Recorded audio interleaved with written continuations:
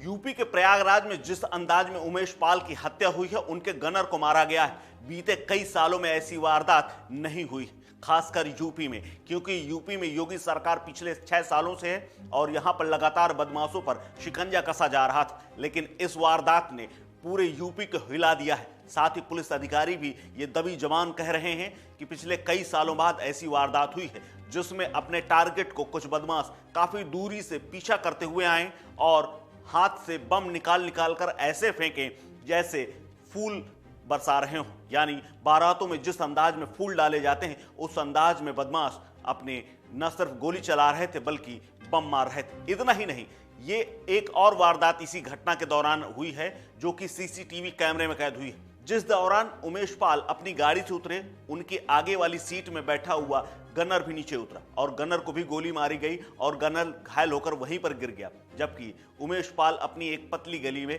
भागते हुए नजर आ रहे हैं। सीसीटीवी में एक चीज और सामने आई है कि जब बदमाश अपने टारगेट को यानी उमेश पाल को मारने के बाद लौट रहे थे तो उन्होंने देखा कि सिपाही की कार्बाइन पड़ी हुई। सिपाही की कार्बाइन को उन्होंने उठाया और चलते बने। इस दौरान सिपाही ने प्रतिक्रिया के रूप में केवल पैर से उस बदमाश को गिराने की कोशिश की, लेकिन वो उसे फांद कर निकल गया।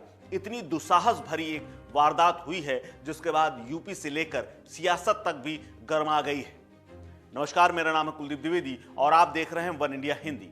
विधायक राजू पाल हत्याकांड के मुख्य गवाह उमेश पाल की शुक्रवार को गोली मारकर हत्या कर दी गई। कई राउंड फायरिंग और बमबाजी से प्रयागराज का धूमनगंज इलाका थर्रा उठा। इस वारदात से पीड़ित परिवार में मातम और आक्रोश का माहौल है। पुलिस ने इस मामले में हत्या का प्रयास साथ साथ विस्फोटक अधिनियम के तहत एफआईआर दर्ज की और साथ ही नामजद किया है अतीक अहमद के दोनों बेटों के साथ करीब 14 संदिग्ध लोगों को। इस हत्याकांड की चल रही जांच में अब तक कई खुलासे हो चुके हैं, क्योंकि वारदात को 24 घंटे से ज्यादा बीत चुका है और पुलिस की 10 टीमें इस वारदात के जितने भी हत्यारे हैं, जितने भी कर्ता हैं, उनको ढूंढने में लगी है। बताया जा रहा है कि बदमाशों ने वारदात को अंजाम देने के लिए 3 गाड़ियों का इस्तेमाल किया, जिसमें 2 बाइक और एक सफेद कलर की क्रेटा कार है जो कि सीसीटीवी में कैद है। बदमाशों के पास ऑटोमेटिक हथियार थे जिनमें से 4 पिस्टल और 1 राइफल थी। इन्हीं में उमेश पाल और उनके गनर्स पर फायरिंग की गई। वहीं एक बदमाश बैग से निकाल कर चारों तरफ बम मार रहा था। यानी पूरा एक गैंग पूरे सिस्टमैटिक ढंग से इस वारदात को अंजाम दे रहा था। इस पूरे घटनाक्रम में एक और सीसीटीवी सामने आया है जिसमें एक व्यक्ति दुकान में खड़ा हुआ है और कुछ सामान ले रहा है और वो जैसे ही देखता है कि उमेश पाल की गाड़ी दरवाजे पर आकर खड़ी हो गई, वो बाहर निकल जाता है और अपनी पिस्टल से निकालकर गोली बरसाना शुरू कर देता है। गौरतलब है कि उमेश पाल की हत्या उस वक्त की गई जब वो कोर्ट में सुनवाई के बाद अपने घर लौट रहे थे। गाड़ी से उतरते ही घात लगाकर बैठे बदमाशों ने उन पर ताबड़तोड़ फायरिंग शुरू कर दी। उमेश पाल पर हमला करने के लिए बाइक और कार के साथ साथ बदमाश पैदल भी आए थे जो सड़क के दूसरी तरफ खड़े हुए थे। यानी चारों तरफ से उन्हें घेर करके मारने की पहले ही प्लानिंग थी। बदमाशों के इस प्लानिंग को देखकर यह साफ लग रहा है कि वो ये सोच कर आए थे कि आज उमेश पाल का काम तमाम करना है। इस पूरी वारदात को 1 मिनट से भी कम में अंजाम दे दिया गया। एक चश्मदीद ने बताया है कि उमेश पाल को गोली लग गई थी, जिसके बाद वो अपने घर की तरफ भागे।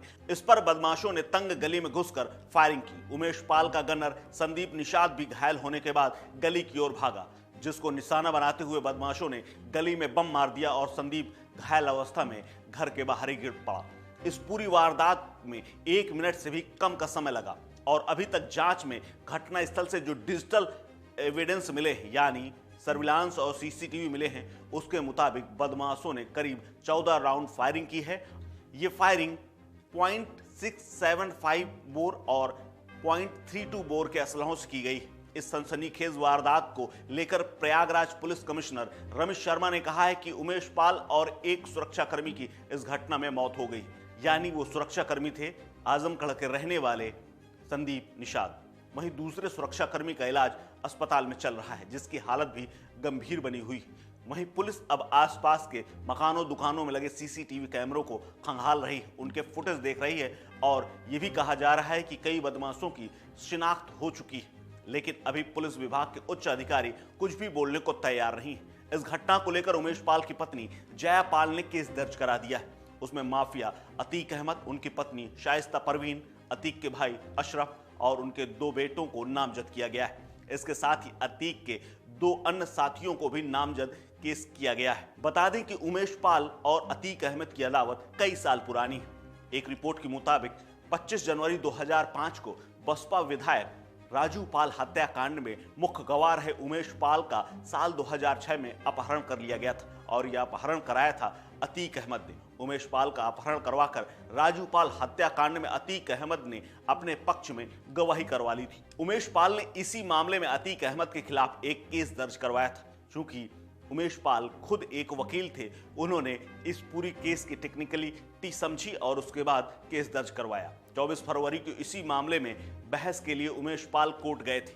कोर्ट से निकलने के बाद उमेश पाल अपने भतीजे की क्रेटा कार से घर वापस आ रहे थे। बदमाशों ने कोर्ट से उनका पीछा करना शुरू किया था और गाड़ी से उतरते ही घर के सामने उनके ऊपर हमला बोल दिया, जिसमें पुलिसकर्मी समेत उनकी मौत हो गई। इस हत्याकांड के बाद तमाम सवाल उठ रहे हैं और सियासी गलियारों में भी घमासान मचा हुआ। विपक्ष सत्ता पक्ष पर हमलावर है, तो वहीं सूबे के मुखिया योगी आदित्यनाथ ने भी अपने तेवर और इरादे जाहिर कर दिए हैं। ऐसे अपराधी और माफियाओं को लेकर योगी आदित्यनाथ ने साफ कह दिया है कि ऐसे अपराधियों को मिट्टी में मिला दिया जाएगा। साथ ही सपा के ऊपर भी तमाम आरोप लगाए हैं। योगी ने यह भी कह दिया है कि सपा के कार्यकाल और उनकी पार्टी की तरफ से ही अतीक अहमद को कई बार विधानसभा और देश की संसद में भेजा गया है। और आपको बता दें कि योगी आदित्यनाथ सरकार आने के बाद अतीक अहमद और उनके गुर्गों की तकरीबन 900 करोड़ रुपए की संपत्ति जब्त की जा चुकी है। लेकिन एक बार फिर से गैंग ऑफ पूर्वांचल फिर से सिर उठा रहा है। इस खबर में फिलहाल इतना ही। अपडेट्स के लिए बने रहिए वन इंडिया हिंदी के साथ। नमस्कार।